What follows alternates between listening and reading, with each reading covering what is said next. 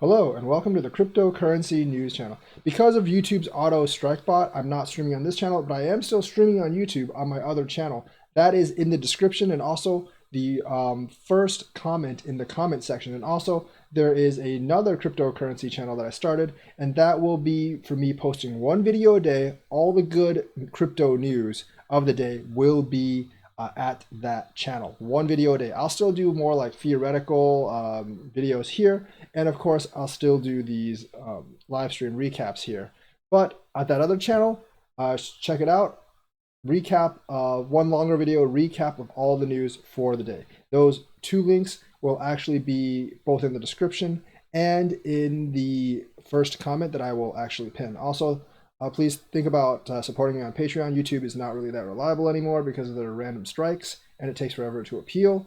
And I've gotten them all successfully appealed, but they just take a while. So please think about supporting me on Patreon or buying one of those t-shirts that I'm selling below. So that is the administrative stuff, but let's get on to the video right now. So today we have actually had news that they're actually thinking about closing down the stock market. Now that would actually leave the crypto market as the only ones open. Now, it is not for sure they're going to do this. The NYSE floor has already closed, but they've just moved to electronic trading, and I bet other exchanges have as well. But they're thinking because they're suffering way too many losses, they might actually close the stock market for a few days or a week or two until things settle down. That would leave the crypto market as the only thing open, and that would actually make some people flood into the crypto market, perhaps bringing with it new money. They also might short and just destroy the crap out of the crypto market. We don't really know, but I think it would actually bring an influx of new interest. If you search for Google Trends, you'll see that Bitcoin has actually had a small spike up from about maybe like 30 to like 50 or so in terms of relevance. It had started to taper down since March the 7th, but there was a sudden burst of interest. Now, that burst of interest isn't nearly as high as, say, the May-June burst last year, or nearly anywhere near as high as the 2017 burst. So people are marginally interested because stocks were crashing so much, but now the interest has started to taper down a little bit. I don't know if it can actually persist or not, but if it can persist, that might show continued strength within the crypto market.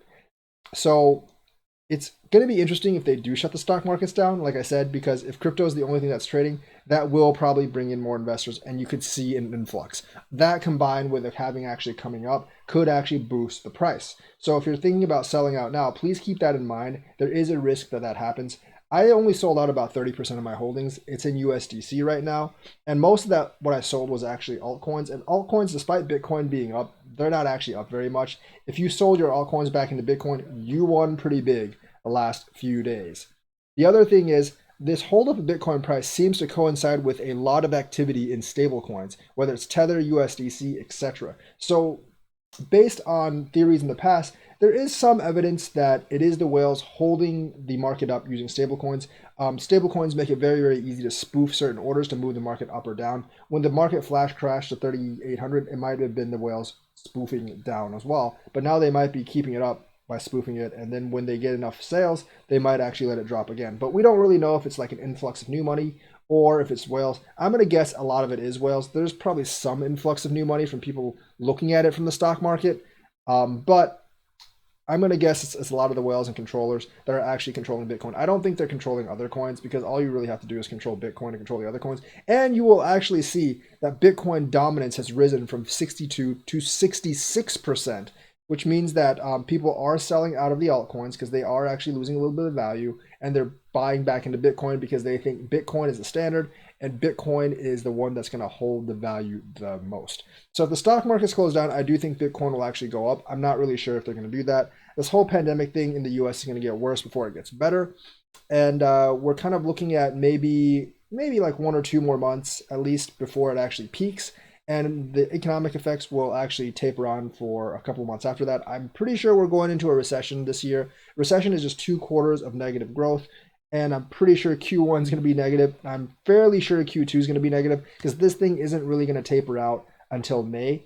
And the thing is, like, that's basically half of Q2 down the drain. And most businesses like restaurants, stores, stuff, airlines being closed is really, really going to affect business. So I think we're going to go into a recession. And we'll actually have to see how a recession actually affects crypto, because crypto's never really been in a recession for as long as it's actually been there. From '09 until now, we have been in a bull market basically since the entire time. We basically recovered fully in terms of stock market from the recession. Like by '10, we were going up again, and from '10 to 19 and the beginning of 20, we've been in a bull stock market. So crypto's never really been in a bear stock market. So we don't really know what's actually going to go on. You can tell by my room that I'm an avid cyclist, by the ways. The other thing is the economic stimulus package. I know you guys are interested in that. It's going to be somewhere between $600 and $1,200, but you had to have pay at least you have to actually file tax to actually get it. I think they're going by 2018 tax returns. So if you make between, I believe, 23,500, well, right now the proposal is, and it's actually being delayed because there's some partisan fighting and bickering. I'll talk about that after this. The proposal is if you make between 23,500 and 75,000, you will actually get the full $1,200. If you make between 75,000 and 100,000, that starts to phase out. And I'm not really sure about above 100,000. You'll probably get some. But if you make under 23,000, you'll get somewhere. But if you make above $2,500 and you make below 23,000, you'll probably get somewhere below, somewhere between $600 and $1,200 based on how much you actually paid in 2018. Now that doesn't really affect me. I'm going to get the full $1,200 because I'm somewhere in the middle, like most of Middle America. But that actually economically, that's probably not a sound plan, because the people that actually make minimum wage, they generally are going to make below the $23,000 threshold, because minimum wage is like $7.50 in most places right now still. And even if it's $10, it's only $20,000, so they won't get the full $1,200. And those people are actually the ones who need it the most. Those are the people who are most likely living paycheck to paycheck. And also, those people have the highest economic multiplier of any group. You give them money, they will spend it right back into the economy, whereas people in the upper rungs might actually save it, or in the really upper rungs, they'll filter it off to some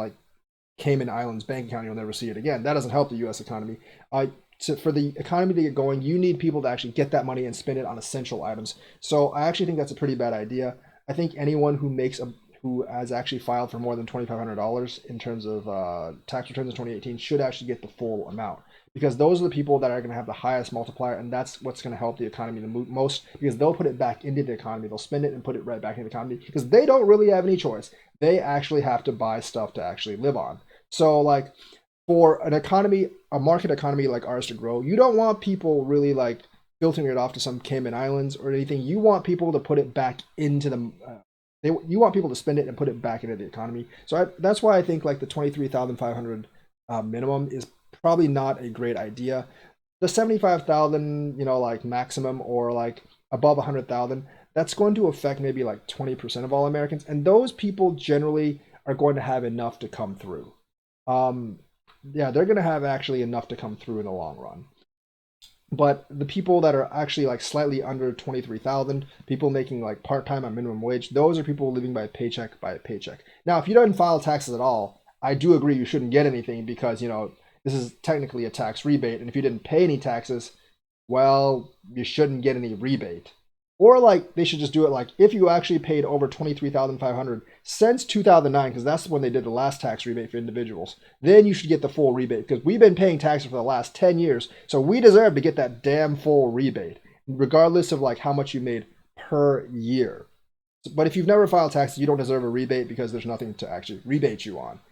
But if you paid all 10 years from '09 to 19, you deserve the full rebate, because you've been paying taxes for 10 years, and this is what we're paying taxes for. But now the reason that the bailout's actually being held up in Congress, well, both sides are. So it's actually not being held for 1,200, 600, although the Democrats actually don't think that's enough for individuals. Democrats want to use more money to actually bail out individuals than corporations. Republicans are usually, like always, the other way around. So Democrats also want to do something stupid. They want to include some kind of Planned Parenthood thing in this bill. That's bullshit. You should just kind of forget that, because that's not going to do anything. I mean, whether you agree with Planned Parenthood or not, it's irrelevant. Planned Parenthood has nothing to do with this particular stimulus bill, and it should not be included. So take that out. But I actually have more to disagree with the Republicans, because they want a $500 billion slush fund controlled solely by Steve Mnuchin to dole out to companies as he sees fit. I do not like that part of it. The provision is also like those companies that receive bailouts do not have to report them for 6 months. That means after the election. Oh, I wonder why that is. So there's like no transparency there. I think if you get the bailout, you should have to report it immediately so we can actually see why you got it and how much you got and how you got it. Third provision is there's no provision that Trump's personal businesses will not benefit from this. Essentially, I don't care about that one. If Trump Incorporated gets like, $2-3 million from this bailout, that's fine. That's a very small amount, and that's not really going to hurt or help the economy. It's irrelevant. So that provision doesn't need to be there. I don't really care if his own businesses get it or not. But the fourth provision is the one that I actually disagree with the Republicans the most, and the provision is the stipulation for this $500 billion slush fund specifically includes almost no protection for employees. And it has one very weak provision to prevent companies from giving out executive bonuses from this bailout money. Now, I don't think Democrats should allow that bill to pass unless they strengthen that. Because in my opinion, even on this $500 fund, first of all, it shouldn't be controlled solely by Steve Mnuchin. That's retarded. And two, you should have to report it as soon as you get it and what you're spending it on. So none of this 6 months no reporting crap. It needs to be more transparent. But this one is extremely offensive because you know that the corporations are going to try to use it to do stock buybacks and pay their executives. They've always done that. That's what they did with the last bailout. They tried to do it every single time. For every time you give them like money from the government or tax bailout, they tried to actually do a stock buyback for investors, or they try to reward their executive staff. You need to stop that from happening. Not one penny from this public money bailout should go to stock buybacks or rewarding corporate executives. You should not get any kind of bonuses if your company is going bankrupt or is begging for public money, regardless of why the reason actually is. Like when the company doesn't do well, the executives, the CEO should not get any bonuses at all, especially if they're begging for public funds. And they should definitely not use those public funds to give themselves bonuses or stock buybacks. That strong provision absolutely needs to be there because I don't want them to steal our money. Every cent of that $500 billion should actually be used to actually keep payroll and keep employees on the payroll. It should not be for the corporate executives, and it should not be to buy back stock. That provision must be there for the bill to actually pass. Otherwise, I totally support the Democrats for blocking this bill because it is total bullshit that you would actually use taxpayer money to reward executives or to do stock buyback. So that's my thing on it. Yes, I don't like it that the stimulus is going to be delayed because it didn't pass, but I'm actually glad that this version of the bill didn't pass because then the corporations would just be stealing money from us again, just like they did in 2009 and just like they have done with pretty much every time they've gotten any kind of government money. I am completely against the concept of socialism for corporations and then capitalism for individuals. I do think if they don't remove that revision, they should definitely just decrease the amount they have for corporations and give that more money directly to American citizens that actually need it, so we can actually spend it back into the economy and boost up the economy that way, because that's what boosts up the economy most. Not giving corporate executives more bonuses or doing stock buybacks. So that is the news for today. Let me know what you think. Like and subscribe and hit that bell notifications button. And also remember to turn notifications on in your account. Thank you and have a nice day.